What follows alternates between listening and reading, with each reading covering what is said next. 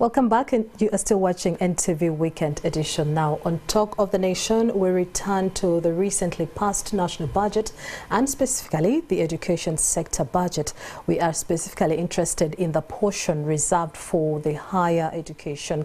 And recall that earlier this year, the universities appealed to government for more funds to support the drive towards research and postgraduate studies.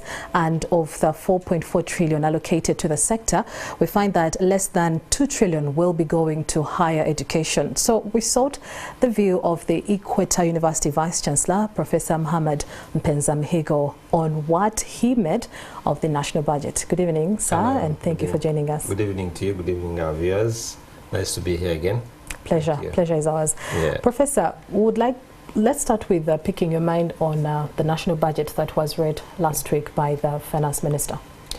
I think generally it reflected some positive trends of where we are going, the economy. Of course, the local person would like to see more money, higher purchasing capacity, and also the ability to meet the daily needs, to be able to educate their children, to be able to meet their health needs, to do some development and also participate in social activities, because we know people assist others when they lose their next of kin and so on and so forth. So on the whole, it gave some kind of positive reflection of what is happening. But of course, it needs to be teased out, and our interest is in education, where I think there's much that needs to be done when it comes to the operationalization of actually what has been allocated for the budget in the 24-25 financial year. So would you say, were you satisfied with those figures allocated to the education sector? No, because the education sector is one of the fundamental sectors of the economy, because education adds value. You know, the theory of empowering people through education is the fact that an investment is done in an individual. They go to school by paying tuition and learning, and then out of that, capacity is built in terms of competences, skills, and then that attainment of the individual through education is actually then transferred into society when such an individual takes up different roles. So by investing more in education, you are actually preparing a very bright future, because individuals then have more capacity to assist themselves, assist their families, and also assist others. Now, the challenge usually is the figures are always, they look nice, but when it comes to the operationalization, then the implementation becomes a challenge. And with the education institutions, we still have this unfortunate divide between private sector and public. Although at the Uganda Vice Chancellor's Forum level, we have harmonized, we work together, we address issues jointly. But then when it comes financing, the private sector, which is actually now having more universities and more tertiary institutions than the public, is still lags behind. And so our appeal would be, even when it comes to the apportionment of the funds, the resources that have been sort of set aside, that will be set aside to support higher education, there's need to be some kind of emancipation and a deliberate support for private institutions, because already they're also investors. So this investment needs to be supported further. And so still on that, last year you made this call, same call, to government to increase funding for the education sector. What, if you could take us through some of the expectations that you had when you were reaching out for this to be addressed? You see, with the education institutions generally, you have got knowledge creation, and from knowledge creation you have got young minds that are mentored by professionals, by people who are experienced. You have industry on the other hand, and so our drive in universities really should be to drive and expand our research and innovation portfolio. I know the science and technology efforts by the ministry that is going on, innovation and supporting a lot of research, but we still need some kind of push that is going to help us to come up with solutions and interventions that are really appropriate within our societies. So you find within universities, we are struggling. I mean, universities are struggling in terms of having money of all resources, and we are actually going outside the country. We are looking for funding from the European Union, from the US, and from wherever. Of course, the government is putting in money, but this money is not yet adequate in relation to the kind of need that is there to be able to process this knowledge. And then beyond awards of qualifications, this knowledge should translate into development of other businesses and products, support the local industry, and also within the region, Uganda taking a better and a bigger role in terms of not only exporting the produce, but we should also be at the high end in exporting our education services. I know there is the Uganda Exports Promotions Board, which is trying to promote the export of education. I think Uganda can still generate revenue actually by exporting education. What is happening now, there's an inflow. There are people who are coming locally to attain Ugandan education, but we should also be on the map where people come to us to consult and say, if you want anything to do with the innovation and research, get to Uganda. Uganda can actually be a principal in terms of investigations and innovation. So looking at now, the situation or the way the education sector looks like, because you've mentioned that we need these skills so that we are able to export, labor. Yes.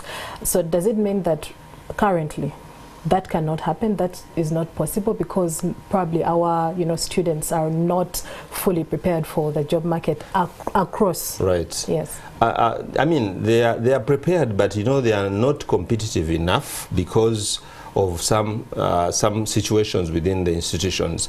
And there is the other side when it comes, actually each time they read the budget, for us in the university sector, we expect at some point where maybe government can say we are going to offer a year of relief from these institutions to keep away from maybe paying taxes, or not universities but even the lecturers themselves, their earnings, so that we are able to attract even additional expertise. Maybe a certain portion of the GDP is really allocated to developing certain key areas within the education sector.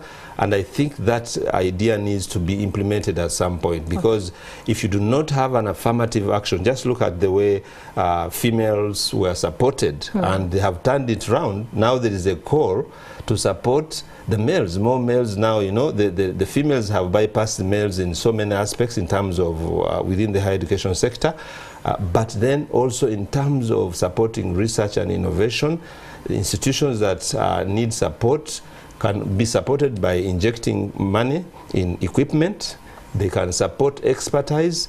They can also support waivers. For example, work permit waivers.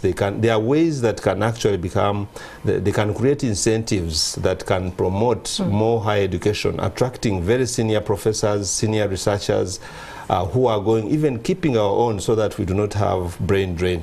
So the budget seems to have a portion, and they are going to support higher education, but then there are intrinsic ideas that need to be supported, and these they look like soft interventions, like I've told you, like waivers, tax waivers, tax incentives, specifically for higher education and supporting research and innovation, because government may not have all the money to put in universities, but they may have the capacity through the legal framework to say, okay, we are giving a holiday into these higher education institutions.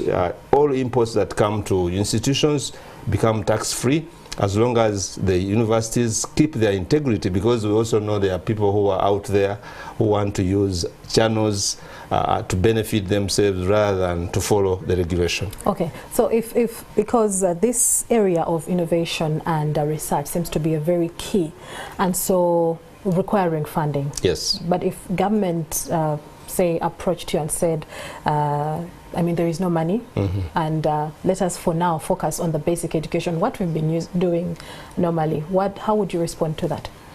Of course, we support again the effort of government to support, like now, this budget largely supports an expansion of the secondary schools, equipping the labs, and also supporting the curriculum, and so on and so forth. That is good. However, we should also remember that the people who are being produced at the lower levels have to find their way into the higher education sector. So if we choose to go vocational, then more investment should go into vocation. But vocation can come from the lowest level up to even professorial level. We can decide to go that route so that some universities can be supported to develop that angle.